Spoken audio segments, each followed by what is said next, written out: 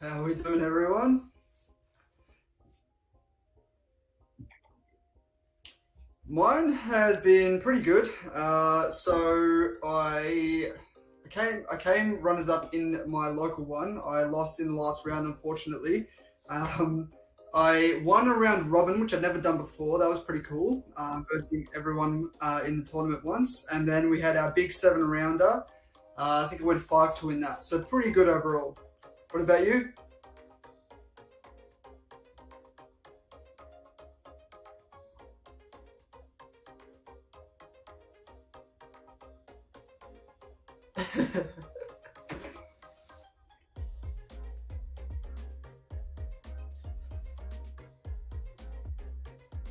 Yeah, so he just said there's always something amiss, but he's fixing the situation now with the audio. If you guys can't hear him, so just a minute, guys.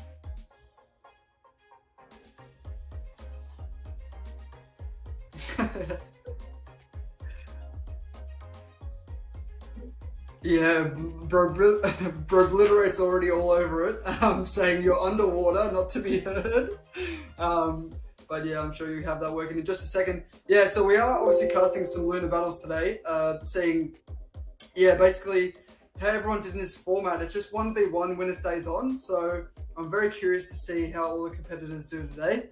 Yeah, I think for me, personally, when I had to submit my team for my seven rounder, it's quite early in the month, so it's a bit tough to know exactly what six you want to run. But once I figured that out, is when my battles really took off. I also participated in Gym Breakers, which is a relatively new format as well, country v country, organized through Discord. So that was really interesting. A lot of strong competition there, and when I found my best six, I found that the battles went quite well. I'm sure it was the same for Fish. Once he found his best team of six, he probably played his best, and I assume that's the same for the rest of you. So yeah, if anyone did well in early cups, then yeah, I'm very impressed because I find that the earlier you have to submit your team, the harder it is to try and figure out what everyone's sort of doing. But sometimes that can work in your favor if you get the jump on the competition and sort of picks the people I'm expecting. I know that in my early doors tournament, I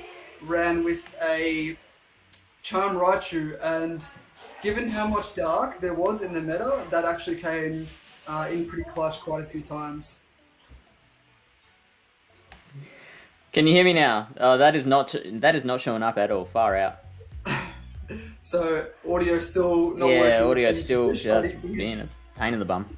he's working on it now. Um, who's the guest?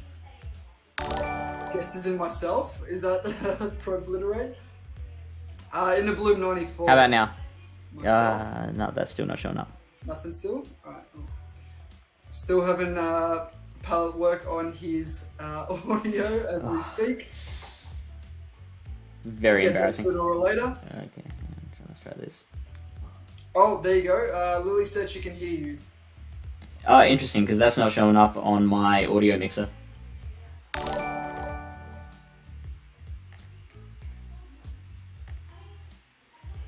Alright, well, You're audible now. okay, so I'm just going to trust that that's working then. And if we see any problems, if we hear any problems, I'm sure people will let us know. Okay, here we go. I see it working in the mixer. We are all good. Well, now that that introduction is out of the way, thank you for stalling for time while we work out. There is always a production issue. There, every single time there's something that goes wrong. I think we sorted out every issue that we had last time we did like the test run of this. But then something else breaks before before we actually go to air. So, what team were you running this month? Did you talk about that for Luna Cup? Not What yet. were your So thoughts? yeah, my best six that I settled on was Crustle. Obviously, I think that's the strongest Pokemon in the meta, in my opinion. That was pretty much unchecked, just about. Then I ran Sableye, Ferrothorn. Now, Ferrothorn, people wouldn't expect to be obviously a popular pick, but given the strength of the rock, like Graveler and Crustle, I thought that Ferrothorn might be one of the things that hardballs them the best, especially Graveler. So I ran Hmm. Ferrothorn, then Beedrill to put the fighters in check, like Escav and Heracross. And then I had, my Agrav, which is just, in the end game, can just pretty much take out anything. And I'm trying to think of what my 6th was now. I knew I needed Sableye because I had a lot of issues against something like a Golurk. So I didn't come up against it often, but if someone ran a Golurk, then I was in a lot of trouble. Because obviously that thing, it's pretty squishy, but it puts in a lot of work against those rock types as well. Yeah, I was really similar. I found Heracross had such great play against so many things, even its counter. Like, I had situations where Heracross managed to beat a Snarl Mandibuzz. Like, it's got that much play. Alolan Graveler, same thing. Like, with an energy lead, it flipped so many of those matchups. Crustle as well. I ran Fury Cutter on my Crustle. Ooh, interesting. And that came in handy sometimes and then didn't come in handy other times. Like, obviously, the Fury Cutter will lose to the Smackdown Crustle, so that was something that I had to work out. And once they found out that my Crustle had Fury Cutter, then that gave them license to bring their Crustle in as a bit of a counter. Yeah, I could see that happening. You actually just reminded me, though, my 6th was Heracross as well, myself. I don't unfortunately have a very good IV Heracross, because I've only been traded maybe 2 under 1500, and they are pretty shocking IVs. Yeah. So I had to use the best I had in that situation. But yeah, I ran Smackdown on my Crustle for situations like that, because if you end up in that mirror, that's when the Fury Cutter can be a bit of a detriment. But like you said, being so spammy, I think its biggest advantage, right, is that you can't really track how much energy it's at. With Smackdowns, you can easily count. You can keep a running track in your mind. They're at this much energy, but with Fury Cutter, it's almost impossible to know exactly how much energy the Pokemon has. Basically anything with 1 turn fast moves. You're gonna struggle. Much. So like Dragon Breaths, whatever. Same. Yeah. All right. So as we have said, 2 competitors enter the ring here. They battle in a best of 5 format, and then whoever wins the most out of the 5 will move on, take on the next challenger, while the loser goes back in the queue to hopefully come back another day. So we are going to introduce our first battlers, and they are Otto Saha versus Josh in a box. So Otto Saha is from Adelaide, South Australia. In fact, both of these guys, I'm going to say now, are from Adelaide. They actually grew up together, along with Bro Obliterate, who is also in the chat. They are they're like the 3 Musketeers. They're always seen together. They're always helping each other get better. They grew up. They got married around the same time. Otto is actually he's just had his first, not him personally, his wife has just had their first child together as well. So congratulations to Otto. Josh in a box. He tells me that he used to watch Pokemon on Cheese TV as a kid at his grandparents' house. Do you remember Cheese TV? Nice. I actually watched Pokemon on Cheese TV myself. That was where I was first introduced. Up in the mornings, just before school. Always try to sneak in as much Pokemon as I could. Just before school, but yeah, that was the best way to be introduced, in my opinion. Yeah, the Aussies in the chat know what's up with that one. I miss it. I miss Cheese TV. It got replaced by like Toasted TV or something like that, and it's just not the same. It's not. I don't think anything could compare. It's very nostalgic. So, what do you make of these teams? So, yeah, you know what? That Chestnut as well was something that I think a lot of people underestimated, especially Smackdown Chestnut. Mm-hmm. Yeah.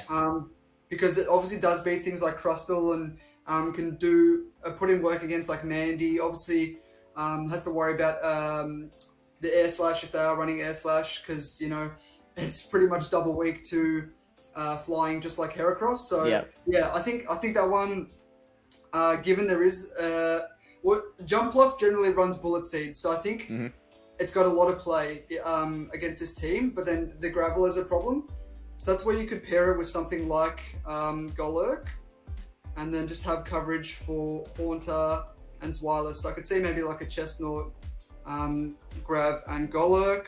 Yep. Let me I, think. I don't really think like Golurk. Yeah.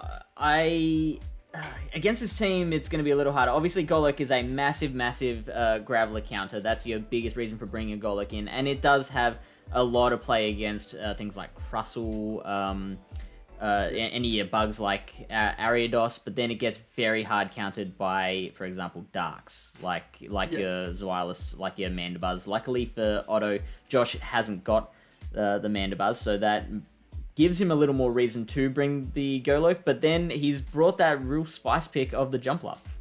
Yeah. So I don't see Ariados having play from Otto's side, but the thing is with that Golurk, right? You're gonna hit things like, even though you're gonna hit take super effective from Haunter, it's also gonna hit back super effective with that Mud Slap because of the sub poison typing. Really, the main thing you got to worry about is the Jumpluff, like you said, because that pretty much hard walls it.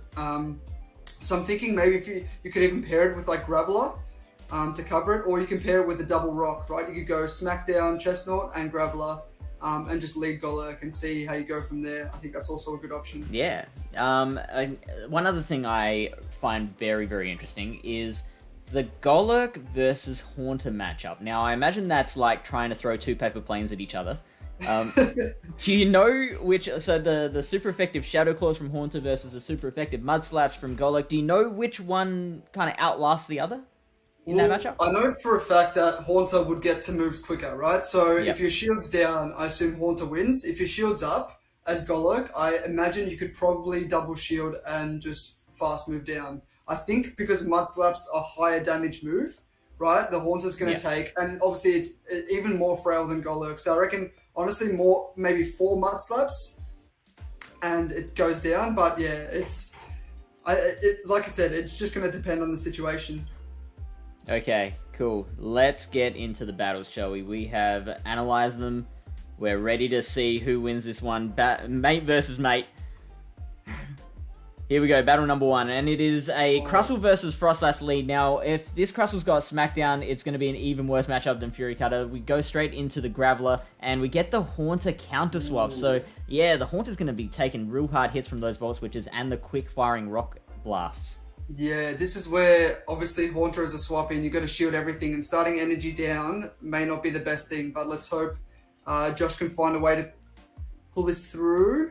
The thing is, it only takes 3 for the first Rock Blast, but then it's only 2 Volt Switches for the second, so I think the grab is already there. Yep, and gets it through.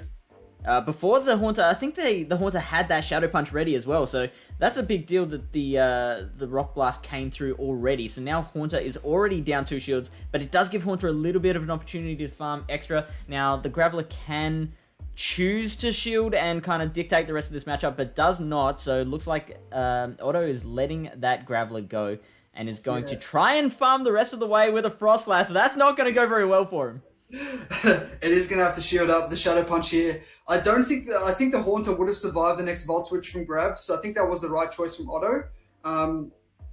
But yeah, Frostlass with energy can nuke just about everything. As expected, the Crustle comes back here. Crustle does survive an avalanche though, and should be able to get to a rock slide before the next avalanche comes in. So, I think, it looks like he's trying to catch that move with the Golurk. Doesn't do so. Josh has seen it coming and now has all the time in the world. Jumpluff is not going to feel a darn thing from this Golurk.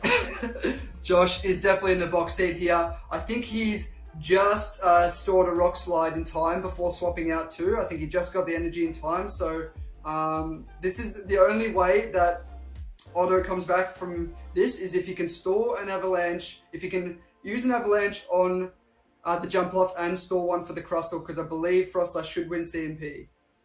It does. But that Jumpluff has just so much energy right now. Did you see how much energy that Frostlass had? Look at that, he's farming down with Bullet Seeds. What a madman. What an absolute mad lad. Not even bothering to throw any energy here, just straight farm down, knowing he's got it in the bag if he can pull that off. Oh, and now just a cheeky aerial ace. Okay, so... Yeah, so that's going to leave him with enough energy to take out that Frostlass after. He could pull off a combo play and then Energy Ball plus Rock Slide. Because I'm not sure this quite kills, it'll be close. but he could use the energy ball, then quick swap the crustal and use the rock slide. Oh, it just goes X Scissor as well. X Scissor works too. From that range, absolutely. So yeah, not Otto. Josh in a box getting battle number 1, and now leads 1-0 in this best of 5 format. So what did we see in that first battle that worked so well for Josh? Well, favourable lead to start off with, but then obviously it's a bit difficult for, a bit difficult swapping in Haunter, but he made it work. So it looks like it does just marginally win that 2 shield versus Grav, because I think it would have, even if the Grav shielded, it would have marginally beaten the Grav to the next Shadow Punch and survived the Volt Switches.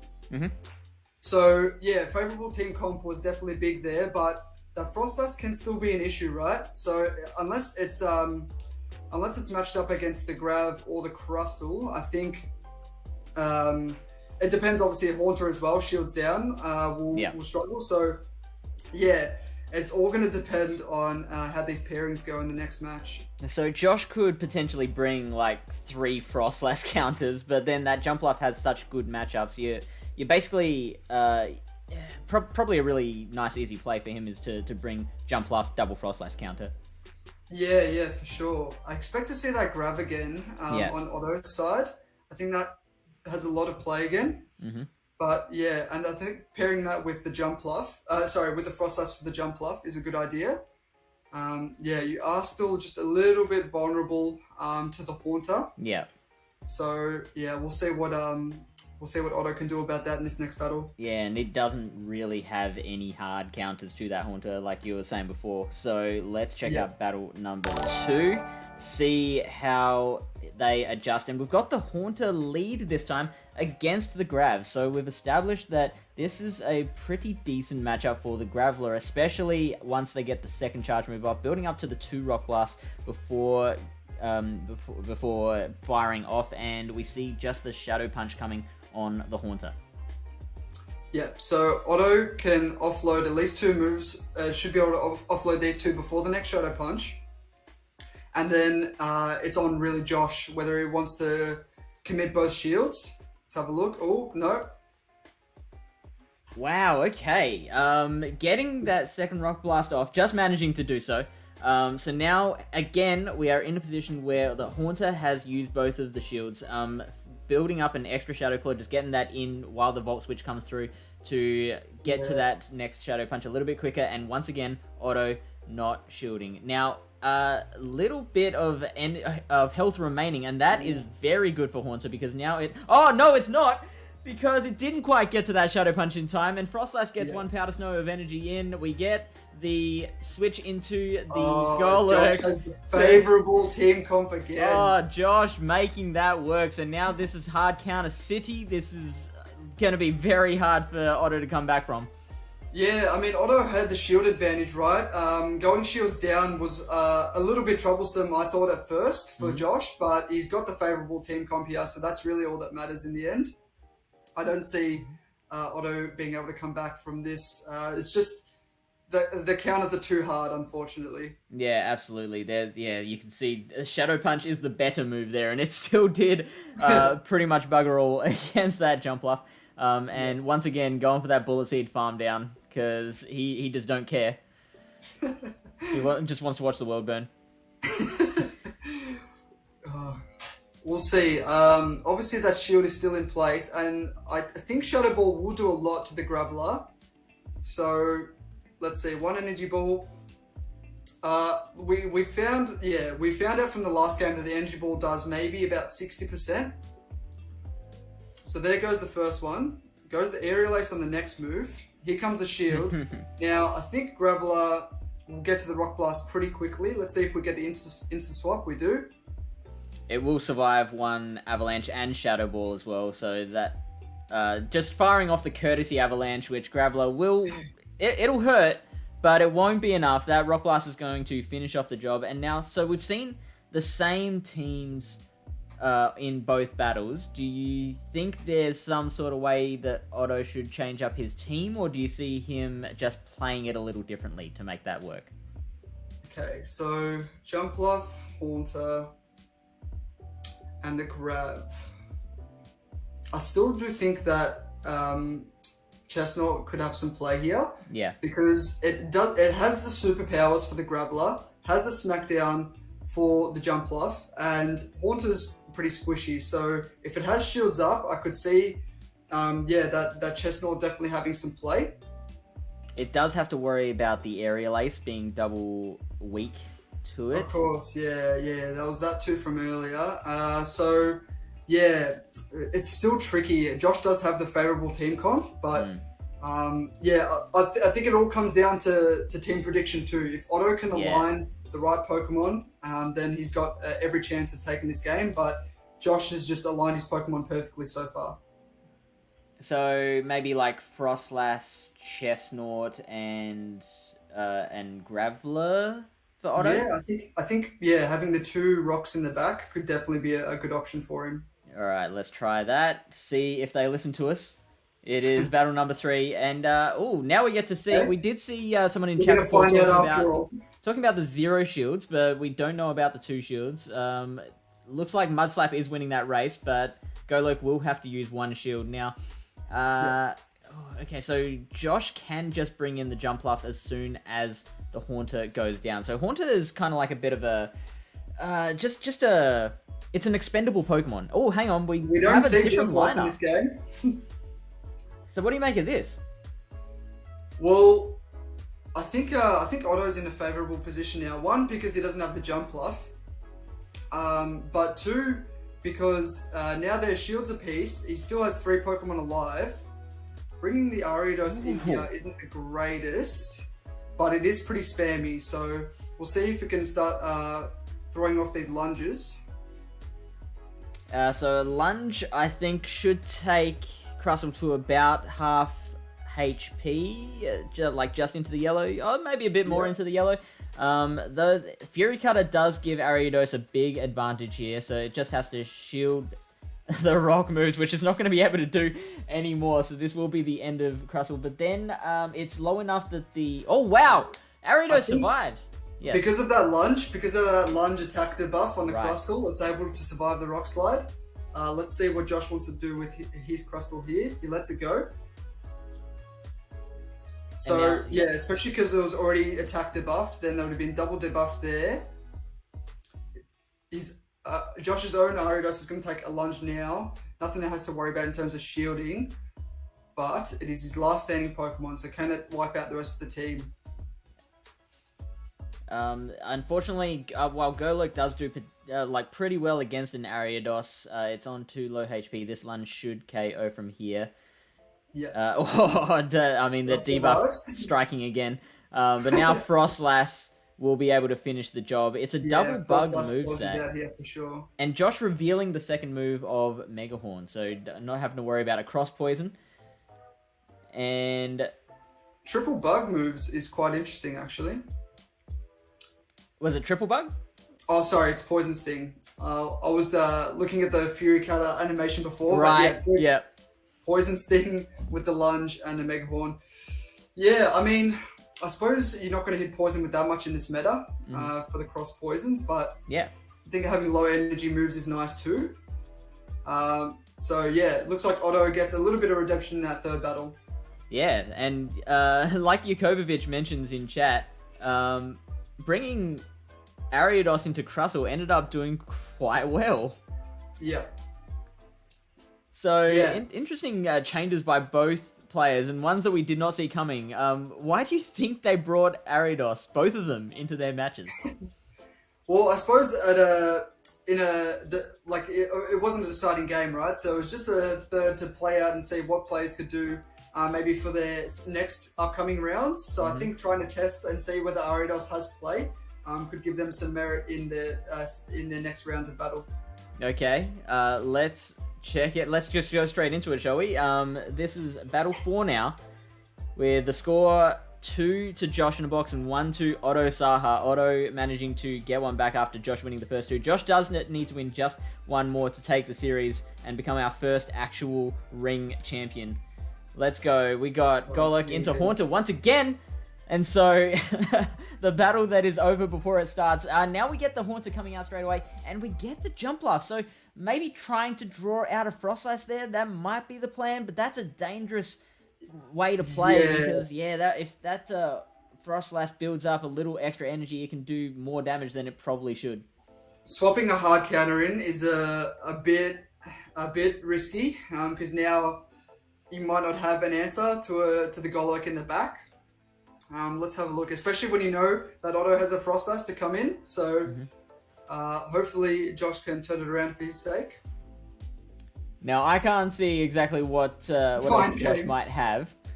So like if he's brought like a Zweilous, that would actually be pretty good against the opposing Golurk.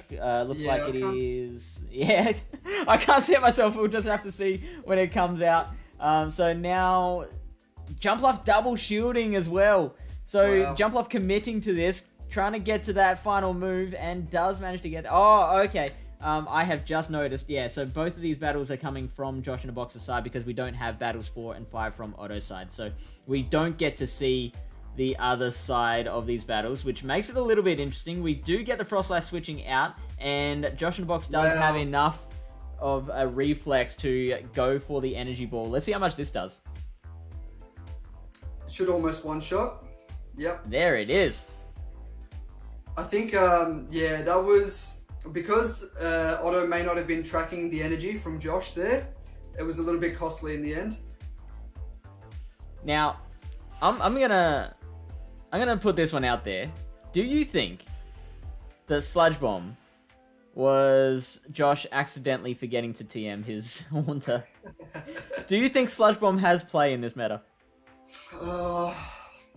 Once again, like I said with Ariados, I don't think you hit too much with poison. Maybe it's for the odd dark type, right? Like the Mandies and the Zweilous and even the Umbreons that we see in this meta. So that would have to be probably so you're not hard walled in those scenarios. But in terms of super effective damage, I don't think you're going to hit much. And that is a win for Josh in a Box. We got a bit distracted there, but that is the third battle for Josh, and that makes him our first champion. Josh, you can confirm or deny whether our speculation was correct or not. I think if you want play against the dark types, you should probably go like Gengar with Focus Blast, because that just nails some Pokemon. Yeah, you will definitely nuke, especially Zweilous and Umbreon, or maybe given Umbreon how bulky it is, it might even survive, but the only downfall of that is it does take a long time to get to. So in some cases, you might not even make it to the Focus Blast in time. Mm-hmm. But yeah, maybe Josh can tell us himself. I see him saying in chat when he swapped in the Jumpluff to the Frostlass, he's saying it was mind games. And that's because these guys know each other so well. Now, if anyone watching this does want to participate in a future episode of The Ring, take on the champion, then head to the Palatown PvP Discord server, go to the Grab a Roll channel, and just click on the little React for the Ring. We pick players at random each month, and they will go into the special private channel where we organize all this stuff. So, we do have 5 battles. Let's just play them all. This is battle number 5 between Otto and Josh in a Box. We've got, interesting, Zweilous versus Frostlass. Now, Zweilous actually does win this one in the 2s, I believe it is, but Josh does not want to play that out.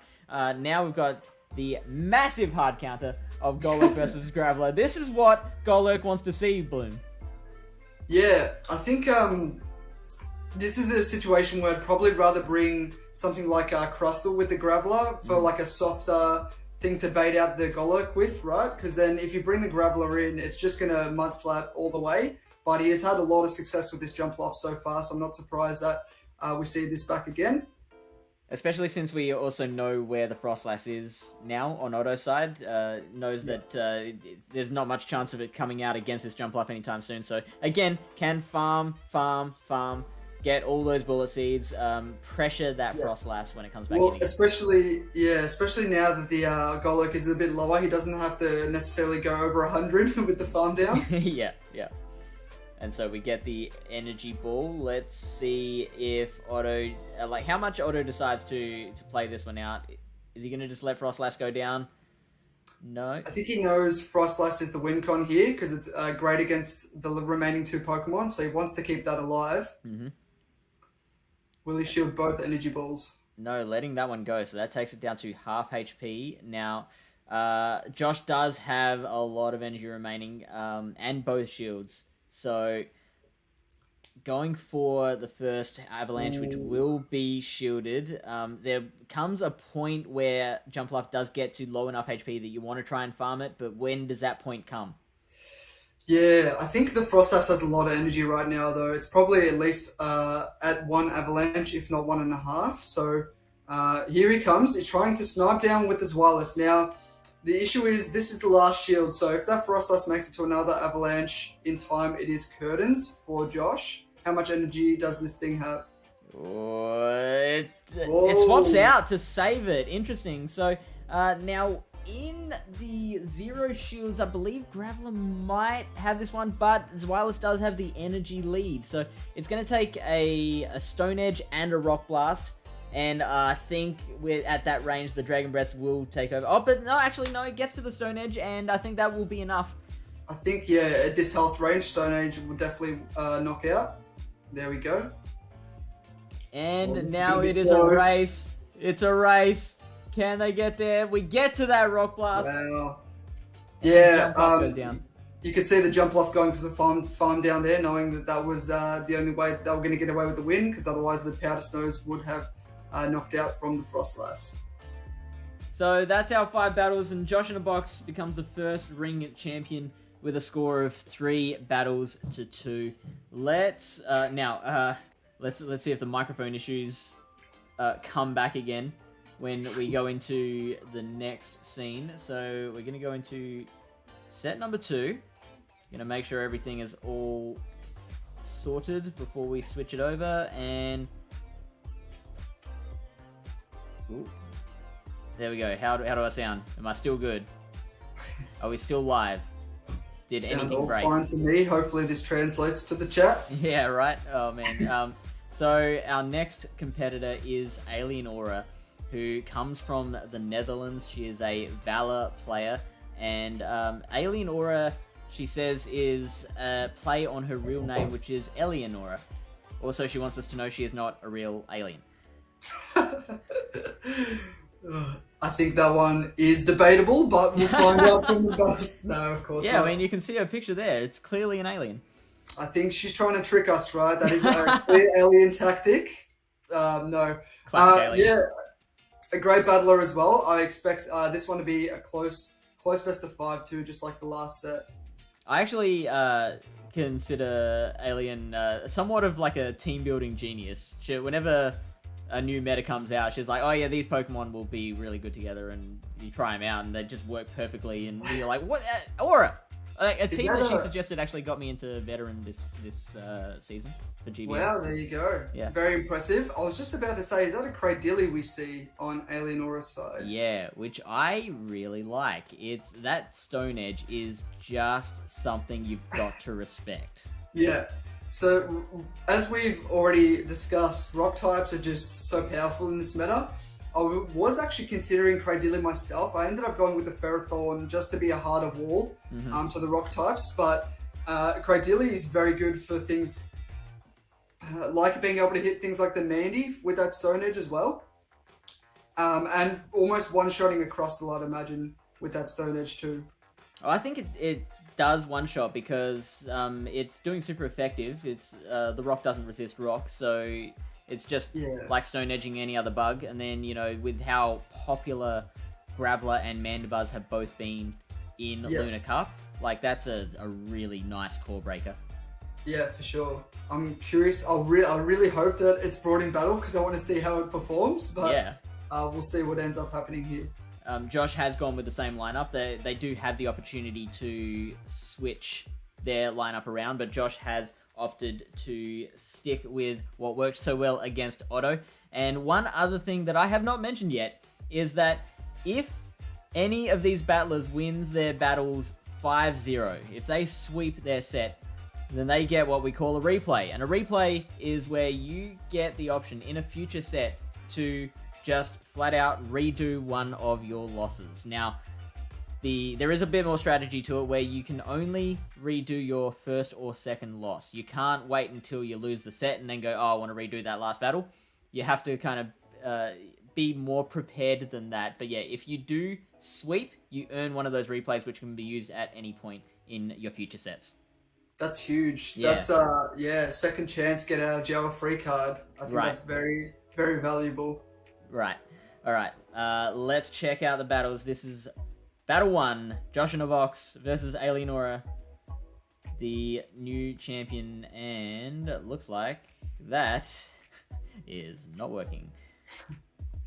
I wouldn't be surprised if we see the Escavalier from Alienora's side as well. I think that looks quite strong against Josh's team. Okay, let me do one quick thing and then... Alright, how's that? Alright, we got it. It is working now. Whoa. Now this is a hard counter lead from Alienora's side.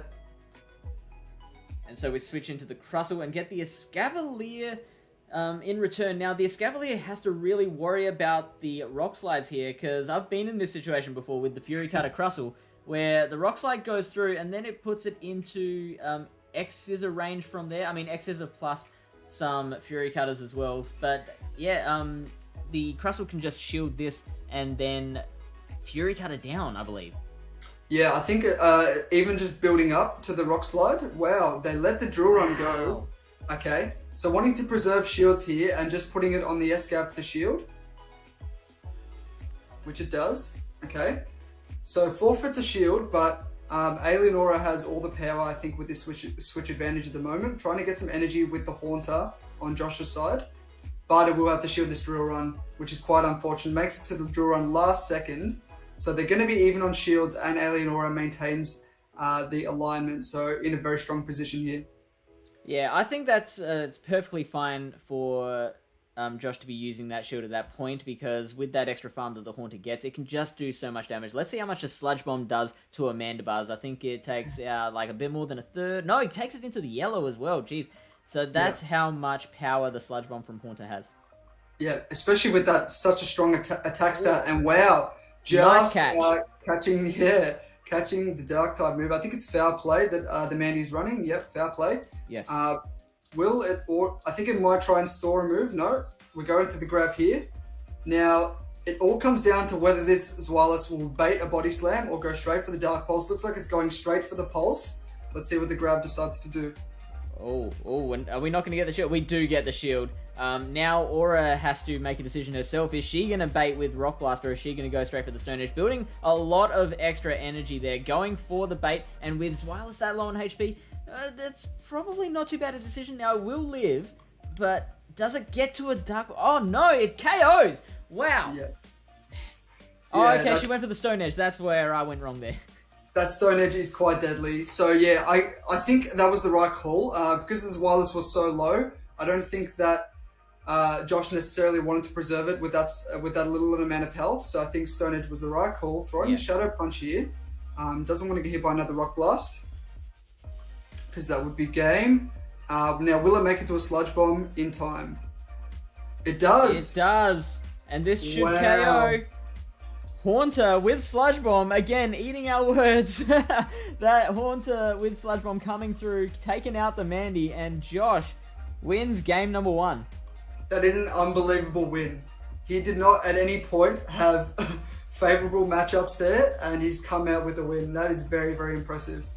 Yeah, great use of shields. Shielding that Haunter from the Drill Run did come in handy, because it just farmed down that Escavalier, and just that energy generation set it up to murder the rest of the team down the track. Yeah, and I think I don't personally have Mandibuzz set up in Great League yet, but all throughout the month I was thinking Air Slash would be the way to go for things like, your Heracross and all your fighters and things like that, your grass types. But that's where sometimes Snarl has the advantage, right? Because you could be super effective versus the Haunter whilst being able to build up energy a lot faster. So I think it would have gotten to that foul play versus the Haunter at the end if you had been running Snarl. So it's just luck of the draw in terms of where you end up on that fast move. Yeah, you totally. You gain some, you lose some. with that matchup. All right, let's go to battle number 2. Josh in a box leading 1-0. We get, wow, that's a good lead for Aura. Escavalier versus the Graveler. Now, it's not going to like a Stone Edge, so Aura could potentially build up to the Stone Edge, fire that, pressure a shield before, maybe switching out, or even letting that Pokemon go down. Uses a shield, so now the best Josh can do is break even here. Yeah. I think baiting with the Rock Blast, you may be able to make it to a Stone Edge afterwards, but... What do you think? I think it might be possible. Alright, let's find out. You've been right about everything so far. Oh, doesn't commit. Looks like goes for the Rock Blast. This should still do a fair chunk, though, so does Aura want to go 2 shields down? She does. The Escavalier, I do know this one would have lived the second Rock Blast. Yeah. So now, she has a whole bunch more HP now that she can use to more comfortably build up a little energy and fire off that drill run against the Crustle, the lasagna bug. We get the switch out into the Graveler, which kind of tries to snipe as much as possible, and now this wireless comes out. Okay. Looks like Aura's going straight for the Stone Edge. But Josh does have the shield in hand, so... Oh, lets it go. Expecting the bait. That's big. Okay, so now... does Dark Pulse KO from here? It should. Graveler is pretty squishy, if not be pretty close. Oh, just one extra Dragon Breath. That's fine. So now, would you bring in the Escav to just get a couple of counters in to KO the Zweilous, or do you bring in Mandy to just start generating a bit of that energy? I think, yeah, there's merit to both plays. The switch time is not quite up yet for Aura. Gets the drill run off. Looks like it wins CMP versus the Crustle.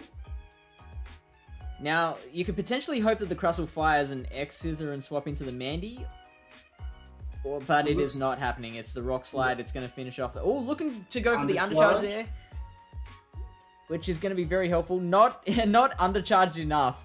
And I think this is the issue with Fury Cutter. I'm not sure the Rock Slide does fully KO from full, so this is where Smackdown would be a little bit nicer, I feel.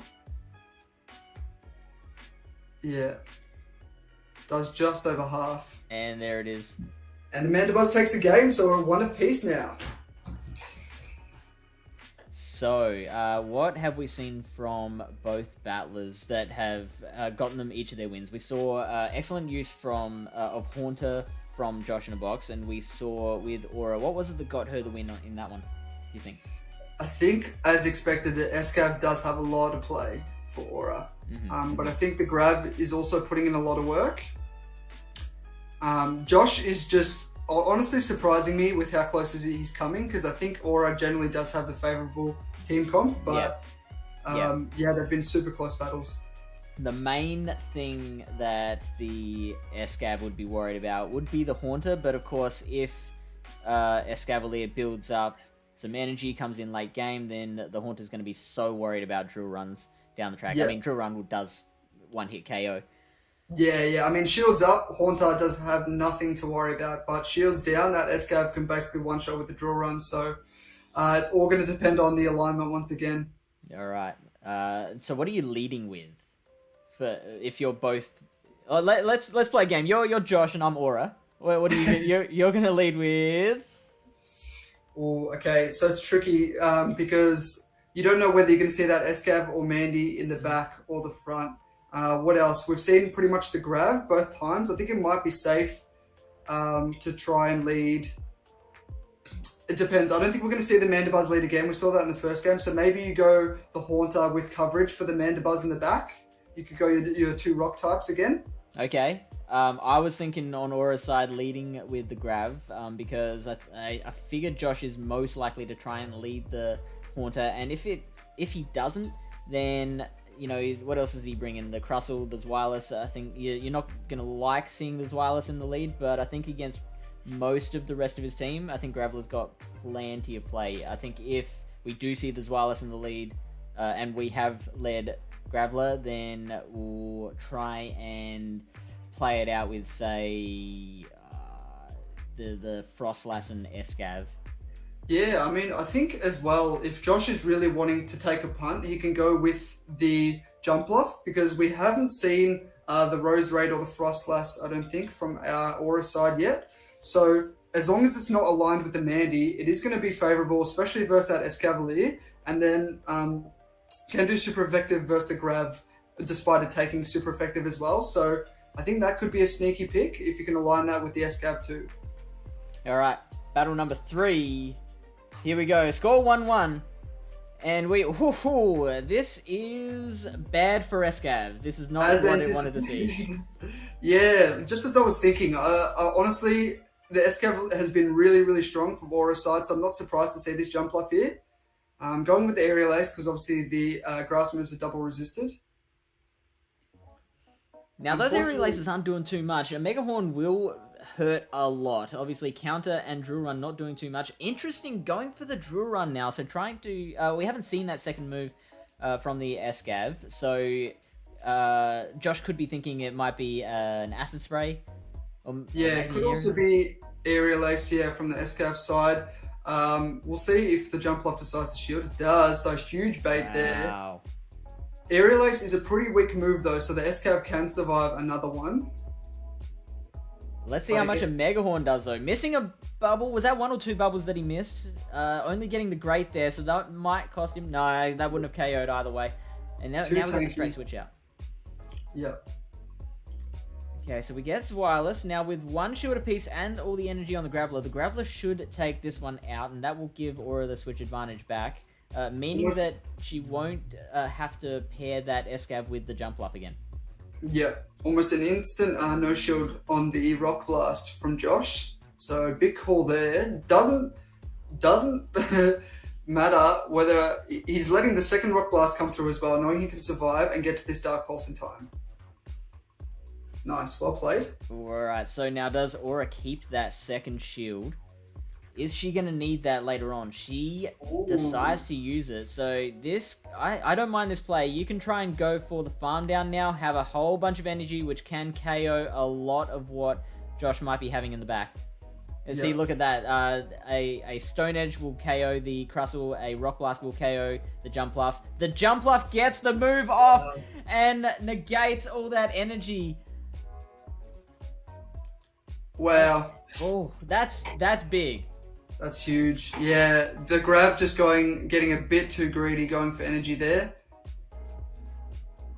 And Aerial Ace and Josh has the extra shield in hand as well. Yeah. Mandy gets the farm down here. Here comes the Crustle. Okay, this is where things get interesting. We've already discovered that the Rock Slide does about 50-55%. Aerial Ace not the best move to throw. Foul Play is neutral as well as Aerial Ace. So Foul Play, you want the extra DPE of Foul Play there. Yeah, of course. I think the only win con is catching a Rock Slide. Yeah, you want to catch the Rock Slide on the Escav, which doesn't really have too much more to do in this battle. It's obviously not going to like the Jump Bluff, and with 0 shields, Rock Slide will KO from the Crustle. So yeah, catching is the best way to go, but switches out a bit too early, gets that Rock Slide off. Yeah. And Josh has this one in the bag by the looks of it. That finishes off the Escavalier. And this can get Fury cutted down now. Not taking any chances, throwing in the X Scissor. I would do the same. I have done that before where I've like tried to farm down and they've gotten to a move. Yeah, it's happened to the best of us. So yeah, always better safe than sorry. So that means Josh is winning 2 games to 1. So for those of us who have just joined us, all these battles are going to be best of 5. First to 3 wins will move on and take on a new challenger, while the loser hangs their head in shame and is excommunicated from the PvP community. So a lot at stake in these battles. Yeah, so much. I mean, back in the olden days, we used to like imprison them for a couple of years. So it was pretty high stakes, but we've softened up now. This new kind of post-modern society, they don't like our imprisoning people for losing battles. it's up to Aura now to make the adjustments to try and salvage this match. She needs to win the next two to become the new champ. Josh is tasked with guessing what she's going to do and try and counteract that. So now you be Aura and I'll be Josh. What are you thinking? I'm thinking that Josh has used Zweilis plus Flyer or plus Haunter a couple times now, so you need to try and break that core. I'm thinking this is where we might finally see the Cradilly. We could also see the Frostlass, right? Frostlass, especially if it's the Zweilis and Jumpluff core, then it puts in work against both. So I think we're going to see something that can break the two of those. We might see the Mandibuzz again too, but what will Aura pair it with? I think there might be some merit to going maybe Grav with Frostlass and Mandy, or it could be Mandy with Cradilly and Grav. I think could work as well. All right. And on my side, I am thinking that Jumpluff is working very well. Aura has been leading the Escavalier a bit. She's also been bringing Mandy, so I've got to worry about... I'm leaning towards leading the Jumpluff, but then I've got to be able to plan for if we catch the Mandibuzz lead and how to play around that. Also, Aura could decide to bring in the Frostlass, but we haven't seen that Frostlass on her side yet in this set, have we? No, I don't think so. But I think this is, like I said, especially seeing the Zweilis and Jumpluff a lot, I think we might finally see it in action here. All right, let's find out. Josh has to win this one to win the set. Aura has to win to stay alive. Battle number 4. It is a Haunter versus an Escavalier lead. Now, the Haunter does have the Sludge Bomb, so can't fire that, can't nuke it. Escavalier is not taking any chances, though. It is getting out of there. And we have a Graveler mirror match. So the Graveler that switch out first does have the energy lead, has the first opportunity to try and bait or nuke, and goes for the bait. Big no shield from Josh's side, and going straight for the Stone Edge. So let's see what Aura decides to do. And I guess Josh needs to land a Stone Edge to kind of flip this matchup back into his favor. Obviously doesn't fall for it, which is great for Aura. Now gets the right of second reply. Can survive the Rock Blast, but we'll get Volt Switch down afterwards. Let's see if he can make it to that next Rock Blast. Oh, we do get there, but Aura can just leave this one alone. And I expect her to know that as well, so we'll get in another Volt Switch, and now we'll have a lot of energy to use against whatever comes next. Wants to preserve health on the Grav and get the farm down. 2 shields down, though. This is tough. Okay, we see the Haunter come in. I think it should survive the Shadow Punch, just barely, and be able to get the Rock Blast off.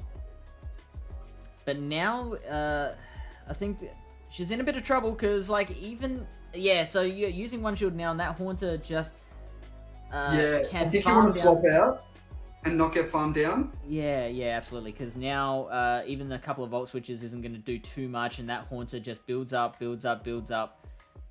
Now, both of these Pokemon do have to worry. Now, a Stone Edge will one-shot, a Drill Run will one-shot, so I guess if you get one charge move off on one of those Pokemon, then that will leave the other one open. And I think I like the move to bring in Cradilly here because it can survive a bunch of this. Sludge Bomb is neutral and will not KO.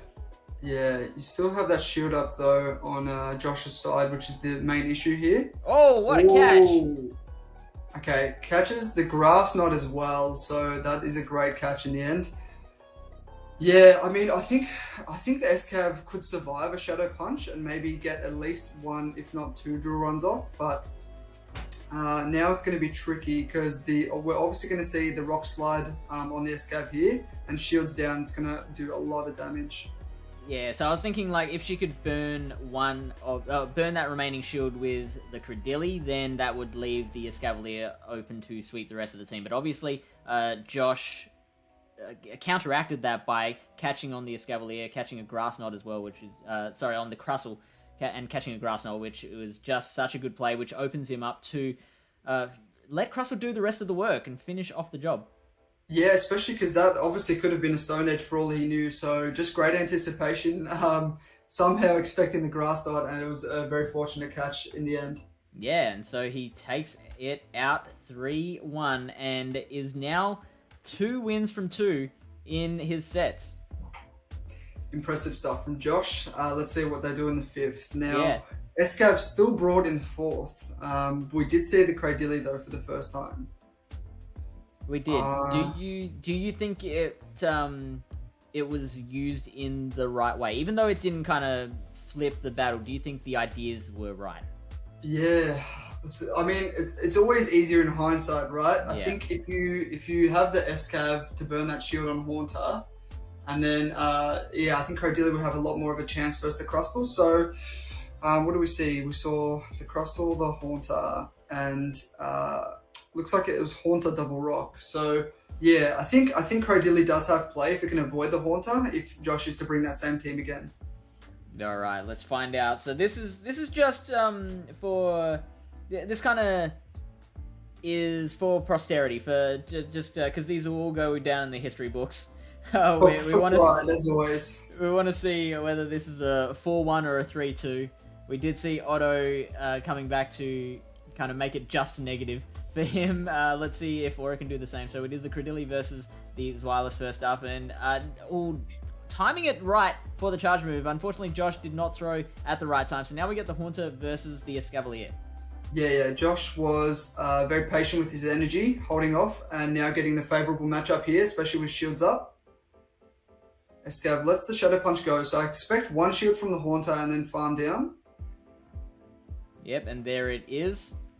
Innerbloom, the genius, calling it correctly. So we get, it'll be like 4 Shadow Claws. There we go. It's a good amount of energy. Yeah. Cradilly does have energy on its end as well. Haunter will survive a Grass Knot. So it has to be a Stone Edge. But we see the Graveler first. We've seen the Sludge Bomb. Revealing the 3rd. Now that, we know that it has Sludge Bomb, so the Shadow Punch will do about half health, but wants to preserve health there. We get a Rock Blast here, but CMP is hurtful for the Grav here. So it will survive the Shadow Punch and be able to keep firing those Rock Blasts. It's only 1 Volt Switch away from another Rock Blast as well. Unfortunately, it doesn't really have the luxury of Volt Switching that Haunter down, so has to throw that Rock Blast and trying to go for that Stone Edge. I don't think she's going to make it. She does make it, though! Is she going to fire it, though, or just let it go? She does. Wants to get it off. Yeah, wants to get it off. Yeah. And that Stone Edge comes through. Does it KO from here, is the next question. Well, Josh has the shield in hand, so let's see if he decides to use it here. He does. He wants to go with the farm down and then nuke whatever's in the back. Oh, never mind. He clicked the body slam. And that will KO that Graveler. And then we've got a Zweilous with about 3/4 HP left. Stone Edge will very much hurt. It might even finish the job. Aura building up a little bit from this health. I think the Stone Edge will take out from this health. So I think it was a little bit costly hitting that second body slam. Oh, it doesn't quite make it. Going for the body slam. Doesn't think he can get to the Dark Pulse. Body slam will be resisted and not do enough. So Aura will take out this battle with the power of Cradilly, which is being used a lot more effectively in this battle. We still have the Crustal though. Oh, right. Man. On Josh's end. Oh, boy. Yeah. The Stone Edge incoming now though, so let's find out if it really does truly one shot. Oh, nearly. We nearly had Dang. it. Oh, wow. The X's are coming in. Oh, Josh. Wow. Pulling it out. That Crustle just took a rock to the face and just managed to crawl across the finish line. I was worried, especially, that second body slam. Knowing that Grav has to, if it's not at the move, it would have to throw a Volt Switch. So I think trying to be patient and holding on to that move would have been helpful, but nonetheless, he's pulled it off. I mean, he surprised me all throughout these battles, to be completely honest with you. Yeah, he has. He's been so certainly surprising me. Like, I've gotten pretty much every call wrong so far tonight. But yeah, he's been a really great student of the game ever since he jumped in kind of towards the end of season. What are we in for now? We're at the end of season 3. He came onto the scene, and yeah, he's been getting better and better. We can see his improvement every single month, and it's a joy to watch. Yeah, I'm impressed. I'm looking forward to seeing all the rest of the battles. He's going to be a hard man to take down from what we've seen so far. So let's check out his next competitor. It is Getsu Fractal.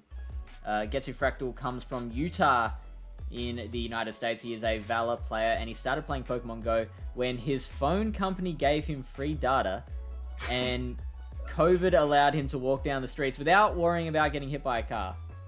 Those deserted streets. So what better excuse do you need? Free data and free streets. Great time to pick up the game. He is running a Breloom, which I really like.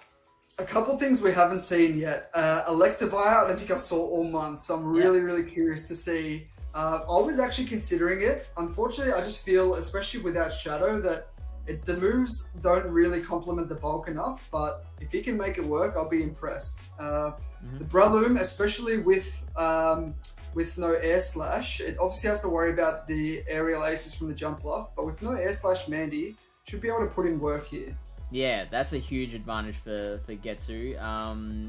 What does it have to worry about? It has to worry about the aerial ace from jump bluff, and I guess obviously the Haunter. Ariados will be able to double resist those counters. Yeah. If Josh brings the Ariados, which we haven't seen much of yet, then you'd probably want to pair it with like a Mandy and a Graveler, right? But yeah, I'm not sure. We haven't seen it much yet from Josh's side, but he might get a little bit more experimental in these battles. We saw Otto earlier with his Go Lurk, and Josh was able to play around that. Getsu obviously wants to avoid the jump bluff again, as we saw earlier, and that Haunter is a bit of a dangerous matchup because that kind of, even though that's a bit of like a kamikaze one for the Haunter, like it's going to go down, but it's also going to take that Golurk out so it can't hurt anyone else. Yeah, basically, I think the Haunter has a lot of play against basically everything except the Mandy, right? So.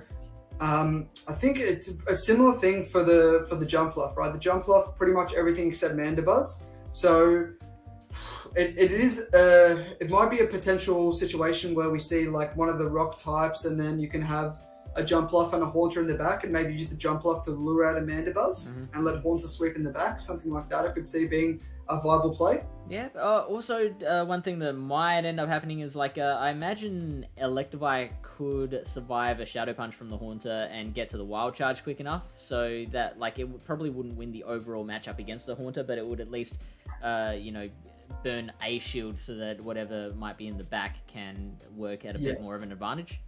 Well, yeah, especially if that's a zero shield scenario, Electivire should be able to take out there. Haunter can try and get to the Sludge Bomb, but I think Thundershock to Wild Charge is just one turn faster than Shadow Claw to Sludge Bomb. Alright, let's check out how these guys do. Josh in a Box is our 2-time champ, going for number 3 now against Getsu Fractal.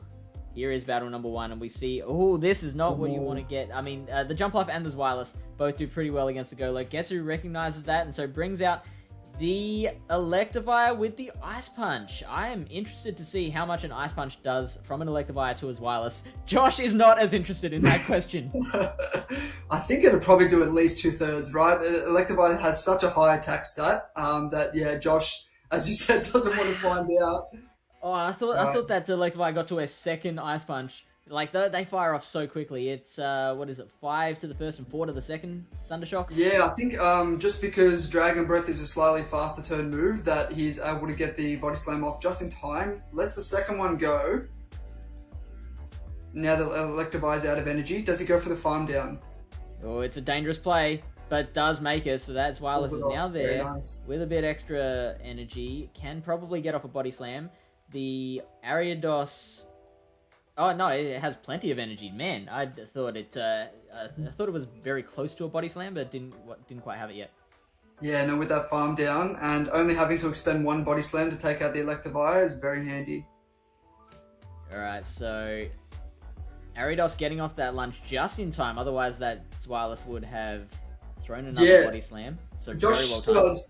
has, 2 full health Pokemon he hasn't even brought out here, so I think he's in a very good spot at the moment. Oh, and I saw Jumpluff in the back, which is going to be a very hard counter to both of these. So I think Josh has this in the bag. Bringing out the Crustle now, just because he doesn't want to burn any of that Jumpluff's HP, and doesn't want to get lunged as well, which would make the battle a little bit more difficult. But now, Getsu trying to bring out the Golurk, and now Jumpluff is like, it's my time. Yeah, Josh just goes left, right, good night here. He is not messing around. He is not playing any games. He's just destroying the opposition here. But hopefully in the second match, our opponent can recover and learn from these battles, because, Josh is just looking like such a formidable force at the moment. But you know what? I'm really actually liking that Electivire with Ice Punch. It will be double super effective against this Jumpluff, and obviously you saw it take out 2/3 of his Wireless. Maybe bringing it in a little more late game might work better. Yeah, I think it does have a lot of play. So like you're right. I definitely think we can expect to see that again next game. I think we might be benching the Golurk after this, but we'll have to wait and see. All right, so mere formality. The Aridos getting in a courtesy lunge, which Jumpluff is like, oh, look, I appreciate it, but I can't accept your gift. And then Bullet Seeding down to take out battle number 1.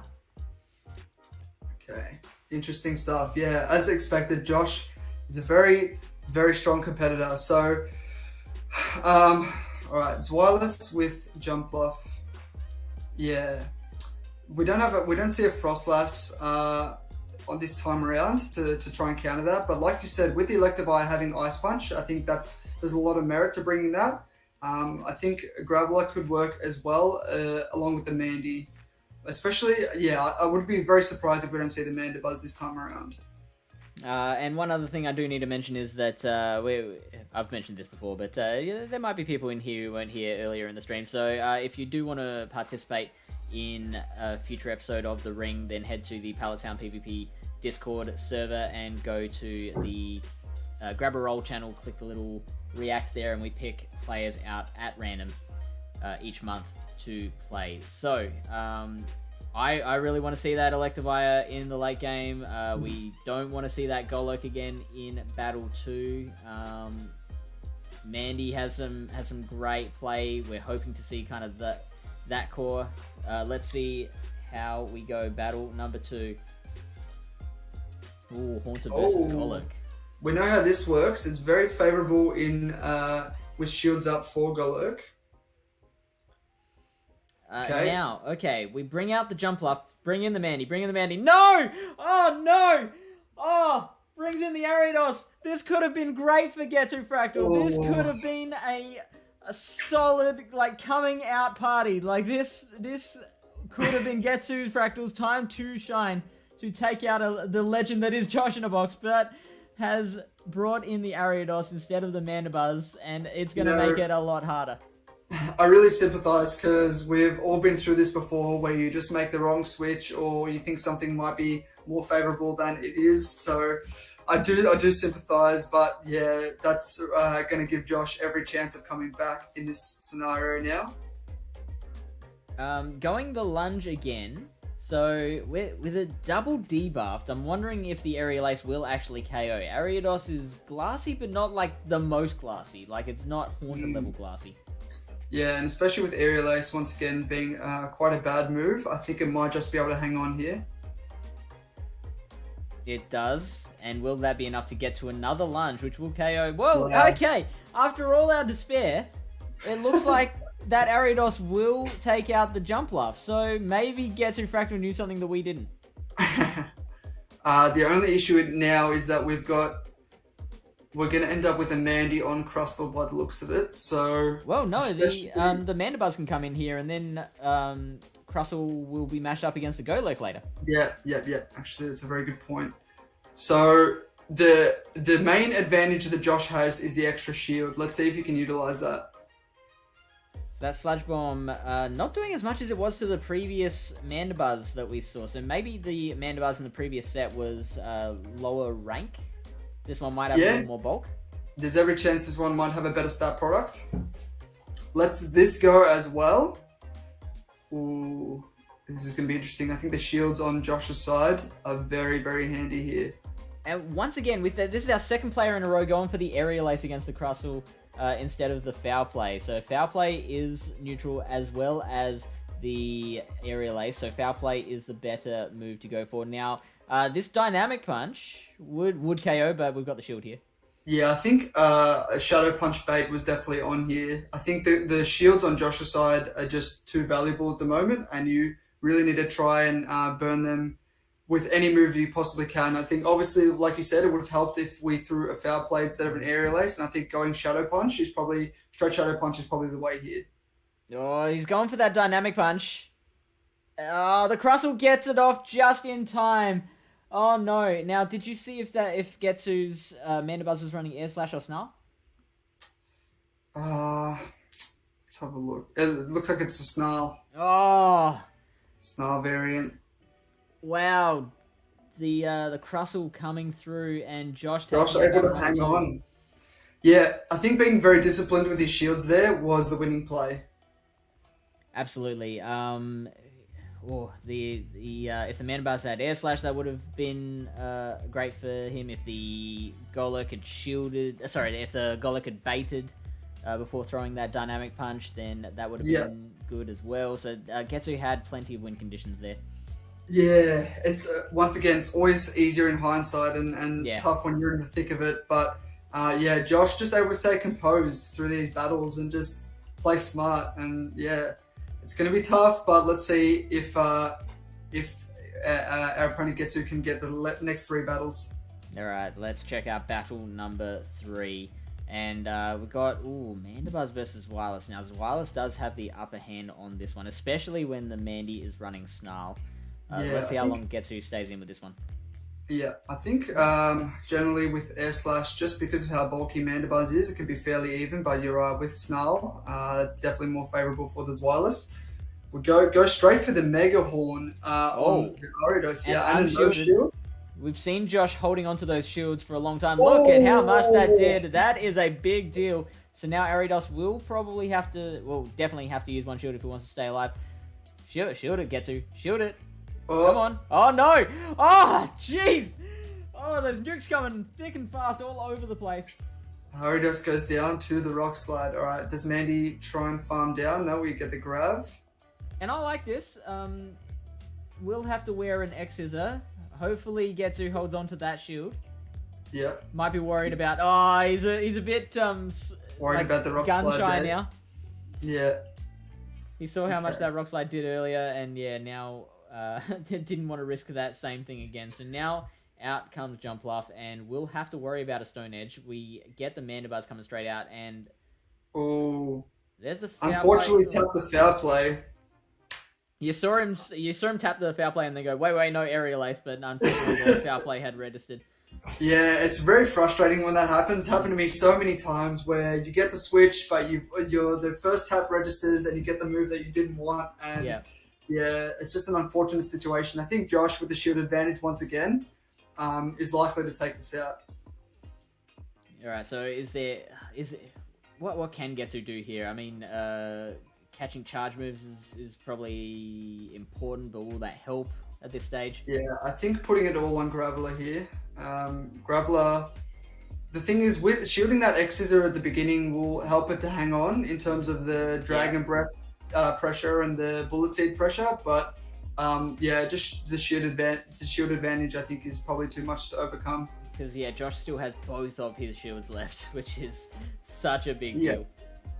And choosing to shield there rather than using it towards the Graveler, I think is probably because now the Jumpluff can just Energy Ball the Graveler. So we are going to see a Graveler disappear in a few seconds.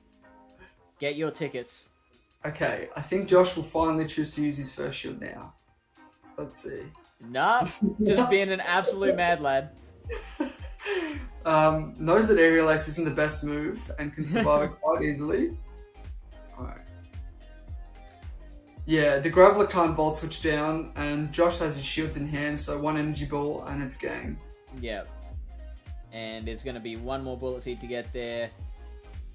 Getsu knew that too, so not firing that charge move at all.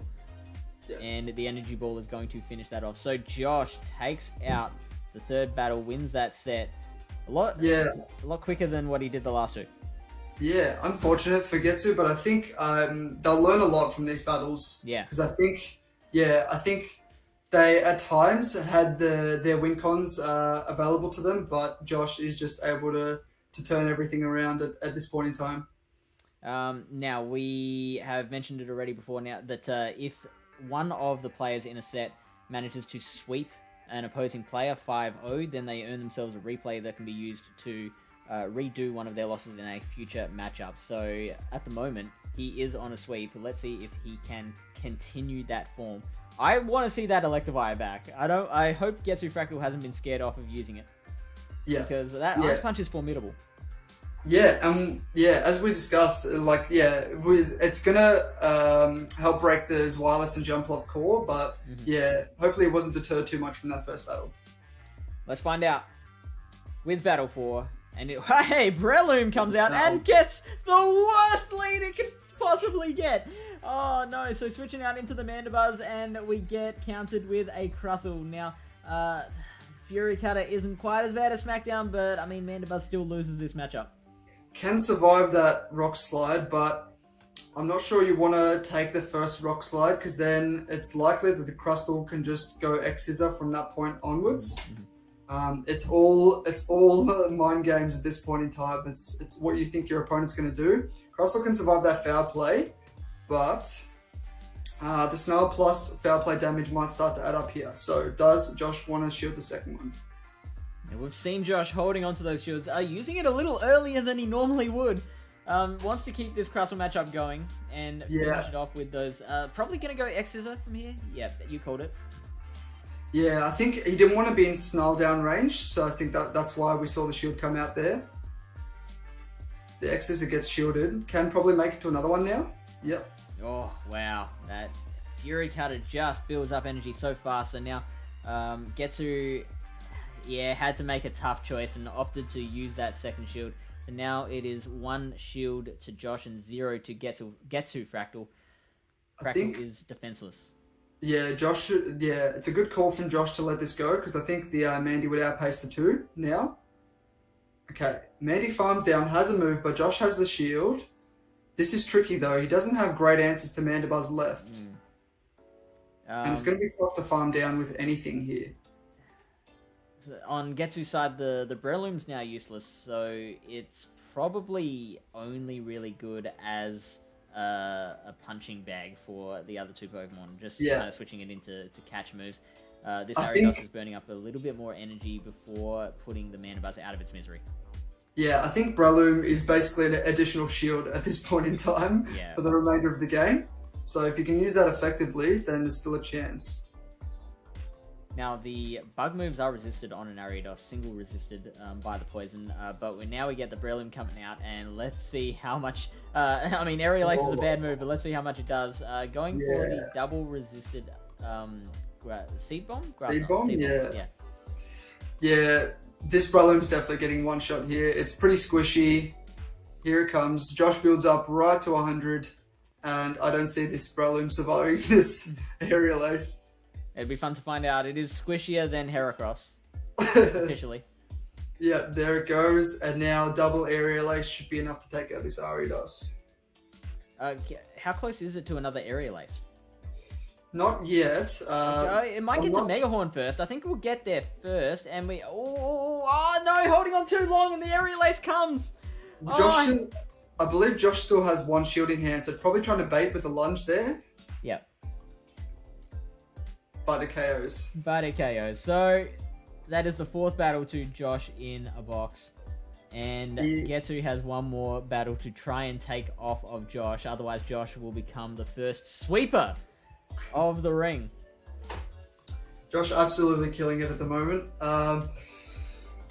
I think Mandibuzz is still strong, right? We Yeah. saw the both, especially at the end game, it gave get to a chance against both the Ariados and Jumpluff, but you need to have coverage for those rock types. So we may see it paired with the Golurk.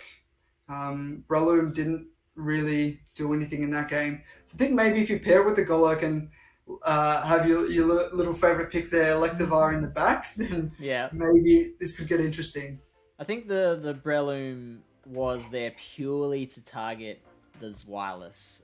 There's really not too much. I mean, the Ariados does pretty well against the Zweilous too, so I like that pick a little better, and it's got a little better coverage against the rest of the team. So Breloom is very targeted. It's like a Golurk is. It's you have to get it in against its targets, otherwise it's just going to die. Exactly right. Yeah, they make those sorts of Pokemon make the games very alignment dependent for sure. Yeah, and chat pointing out that Jumpluff has just been such a good pick for all three of these sets. Josh in a box picking very well.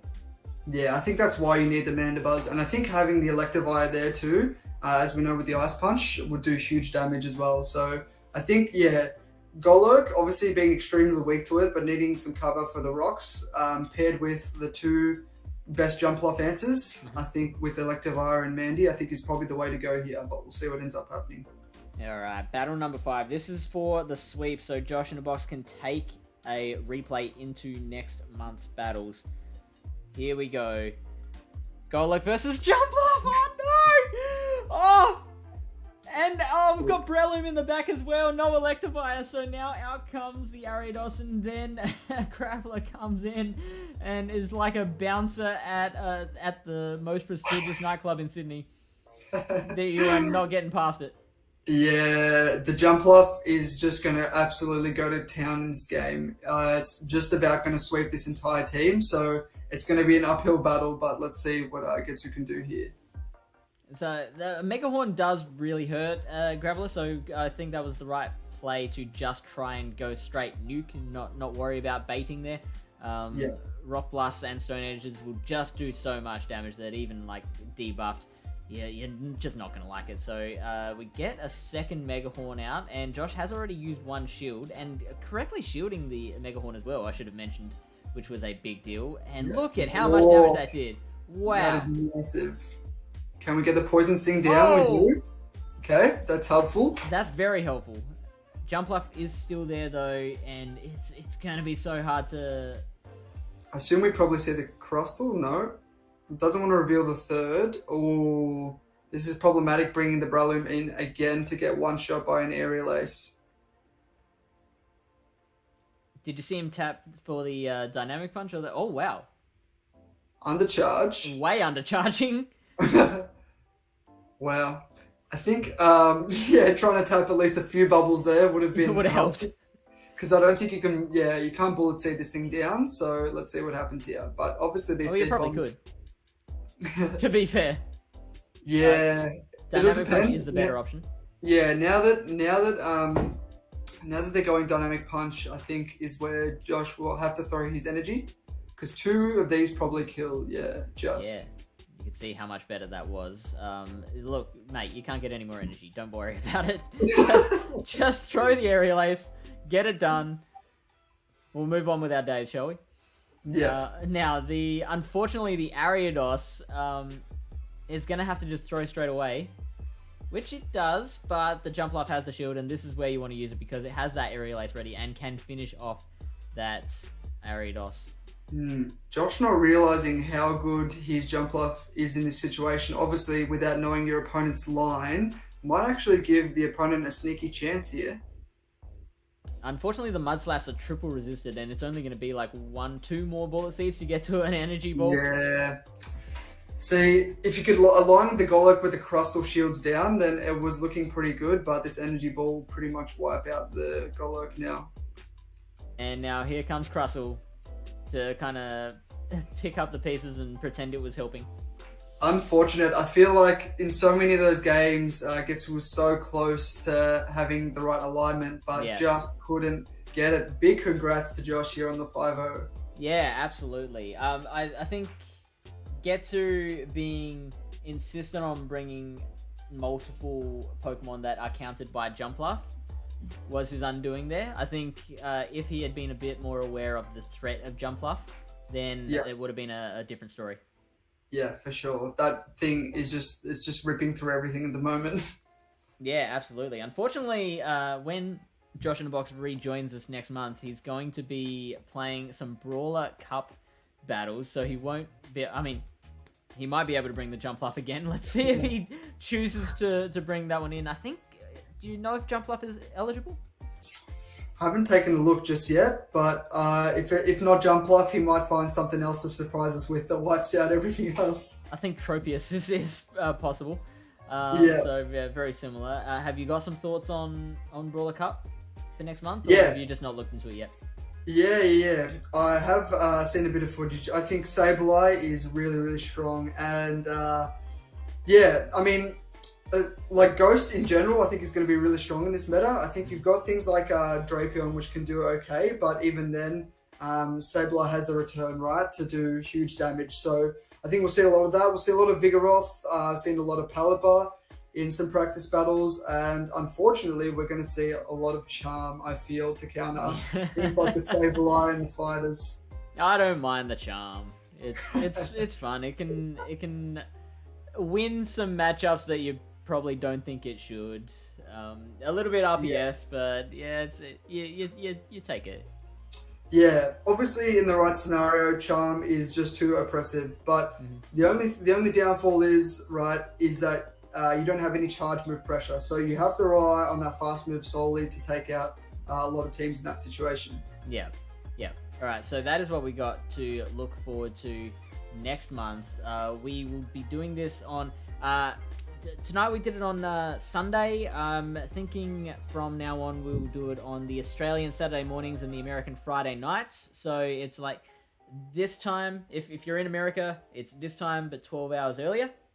If that makes sense, we will keep an eye on the Discord and on the Twitter, Fish on a Heater's Twitter, and we will keep you updated with that. And yeah, it'll be the last weekend of the month. So after all has been said and done with the Brawler Cup, we all understand the meta. That's when we will show these battles, and we'll see how far Josh in a Box can take his ring supremacy. Yeah. From what I've seen in these Lunar Cup battles, he's going to be a really strong force in Brawler. But I'm also curious to know who he's going to come up against, so it'll be pretty exciting. And also, thank you, Innerbloom, for joining me. Anytime. Always happy to shoutcast some battles. Honestly, I think this meta was actually a really, really fun meta to play at. I enjoyed my battles this month. And honestly, I thought I had a really good 6, but Josh has just proven that anyone that thinks they have a good team of 6, he's probably got a better team of 6. Absolutely, yeah. And if you want to check out Innerbloom94's work, just look up, Innerbloom, all one word, and 94 on Twitch. He streams. When do you stream normally? It depends. Whenever I have time free, a lot of the time. To be honest, I might actually not a set schedule. Normally every 2 or 3 days. Around this time, though, generally. Tomorrow, or for us in about 20 minutes time, it will tick over to Go Battle Day. So I'm thinking I might actually start streaming, get a leg up on the day, and start streaming a few of those battles, because 20 sets in a day is a big task to undertake. So I'll be streaming shortly if anyone wants to come check it out. All right, cool. For now, we will send the Twitch viewers over to, I think, Red Ready Man. He's raided this channel a few times. We want to finally repay the favor. Looks like it is some sort of birthday stream. GBO birthday stream. So we'll send you over there. Thank you so much for joining us. We will see you next month. Ooh, there's that battle again. Well, thanks for having me, and I look forward to checking out the Brawler battles next month as well. And there's the raid set up, I think. It's /raid. Not exclamation mark. I've made that same mistake before, so nothing to worry about. How long have you been streaming now? Couple months. It's been good. It's a good way to break up the battles and learn from other people, and hopefully teach people something along the way too.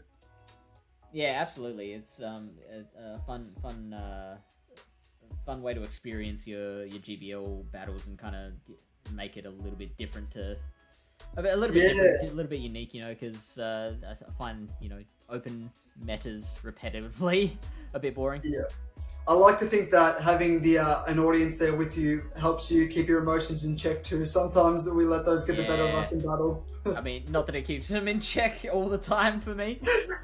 Exactly right. But yeah, it's a great experience. So I'm enjoying it thus far.